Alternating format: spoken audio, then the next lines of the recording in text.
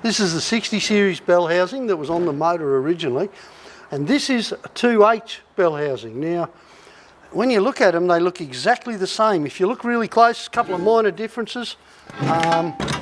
See, there's a rib here, which isn't quite on the drain hole, and there's a rib here, which is. But it's nothing in it. They are different bell housings, you know, just from a point of view of casting. This one has casting holes all the way around. This one's only got them halfway around. Now apparently the difference is that the 2H1 just shifts the whole transfer case gearbox just a little bit, just 1/4 of an inch, which supposedly puts the mounts for the gearbox right in the right place. You can make it fit with this, but then they're always under stress, and we just went through all that with the motor to make sure it's not under stress. So I've got myself a 2H bell housing. I'm going to see if that works, but it's all experimenting. My mate Chris reckons it does, and he's done it. So I'm going to take, this is the clutch release pivot point. The old 60 one is in better shape than this one here, which is exhibiting a little bit of wear. So I'll whip that one out, bung it in here, take the drain plug out, bung it in there, a couple of other little things, leave the clutch slave hanging off it, just for the time being. I'll have to rebuild or renew it anyway, but it'll just give me some idea of where things are lining up. She's all a big experiment, this, but if we can get it in using all standard Toyota parts or combinations thereof, just like a big Meccano set, it's going to be a whole lot better off than if I have to cut and weld anything, which I don't want to do. All right, here we go. As you can see, I'm getting right into it with the old Lanatec Citraforce. This stuff's awesome. I mean, I use it to wash my hands. Lately I've been using it to wash some of the dishes around the place too. Don't tell the handbrake. But if you leave it sit for a while, it just eats right in there, you know, and then just makes everything easy to get off. I've found it's even really good for loosening up old gasket stuff. Now, please don't get up me about the girly blaster, okay? It's one the handbrake bought to do the windows in the house or something. I mean, you know, it's not bad for washing the dog and a few things like that, but I might be talking to Ted and Libby about getting a real one again, I think. You always give mating surfaces a bit of a go with a flat scraper, but I've never seen this before. This gasket goo here, I don't like that. Didn't even know you had needed to do that. I'm going to give Alan a ring here because I need some advice. Hello? Hello! G'day, Alan. Like a mate of mine. I've only been in trouble with, that's about the only time he's a mate of mine. Is that John Ruth? Yeah, it's John Ruth, and I'm ringing because I'm in trouble. No, I'm not at all. Mate, I just wanted to know, because I'm cleaning up a bell housing here to stick it on the transfer, stick it on the gearbox, and it looks to me like it's had some sort of sealant on it, and I was wondering, I thought there was a paper gasket between the two, but I'm just wondering what you would do. I just want to bolt the bell housing to the gearbox. It's the gearbox terrain tamer rebuilt, so I don't want to get it wrong, so I thought I'd ring you up. No, there's no gasket there. No. Just metal to metal. As long as it's clean, just bolt her up, mate. Okay, mate, that's what I'm going to do. I had a feeling it was that way from last time, but it looks to me like someone had something on there at some stage. But I know you ain't ringing me to blame me if something goes wrong, so let's call a consulting physician. A consulting physician, mate, you're going to be up here when we're ready to start this thing, so if it doesn't start, it'll be all your fault.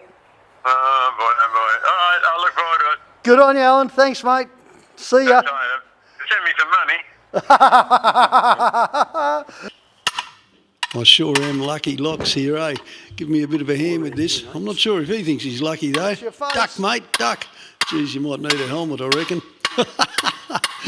Well, we'll get there. Faith, hasn't he? This is the clutch pivot. It just unscrews once you've loosened it up. Okay, I'm going to pick the best clutch rod heel out of the two, which is this one. You can see it's the older one. The 2H one is quite well worn. And this guy, I'll just wire brush it up. It's not too bad at all. How nice is that, eh? The Terrain Tamer heavy duty clutch. It's all ready to go now. We just need to get the bell housing on. And because we use that tool, this should be pretty much a straight slide on fit. I hope so anyway. Boy, was I glad to see the tool in that box, I can tell you. There she goes, all mated up, ready to go. This is a new thrust bearing from Terrain Tamer. And even though the old one feels all right, yep, when you're this far in, you replace everything, mate. Yeah. That way you don't have to do it again for a while. So I'll just punch this out.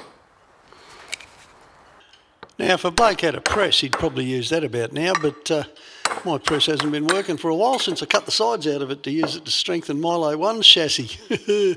Let's not go there. But it's not too hard to tap out the centre of the release bearing. That's the bit we want. But I've got it on a bit of an angle. Just got to be careful you get it dead straight. Next thing up's the clutch fork itself. I'm just going to give it a bit of a shine up on the wire brush. The wire brush always removes a little bit of metal, not much, but you know, you can just give it a new surface to go on the new bearing. Be another hole up there. And then all we've got to do is fit the clips. So that just goes like that, see? Now, lift it over without letting it dislocate. Oh, yep. They're only little wire clips. Not much to them, but they're really essential. Right, this is a 60 series transmission mount. She's got a flat bottom.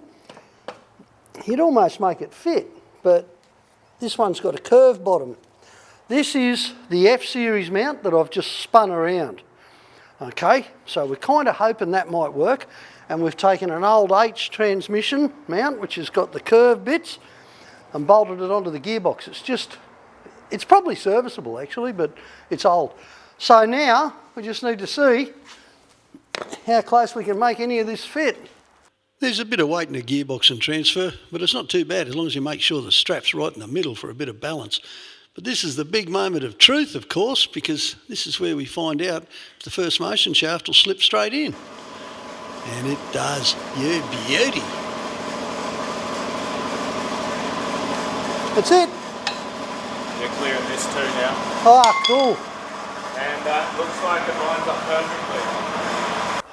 Okay, now the Toyota has these brackets on the side that are actually removable that hold the two holes on each side of the bell housing. So the whole trick to getting it stress-free is to run around and tighten everything gradually, just like a cylinder head again. And that way, you haven't sort of tensioned one end of the thing and not tensioned the rest. My old Aldi tool thing, Superworks, probably super cheap,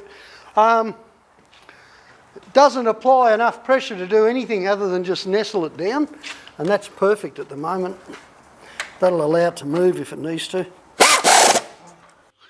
So we're trying to get this stress-free. So we're trying every different combination. Okay, so we're back to the jigsaw puzzle here. See, there's a subtle difference here in these plates. They're different from side to side, and these ones are actually wider too. Now, I picked up 3 different sets of cross members from Paulie's to try and cover all the odds. And I know, because I've been told, that somewhere in here there's the right combination. So we'll just keep on mucking around until we get it.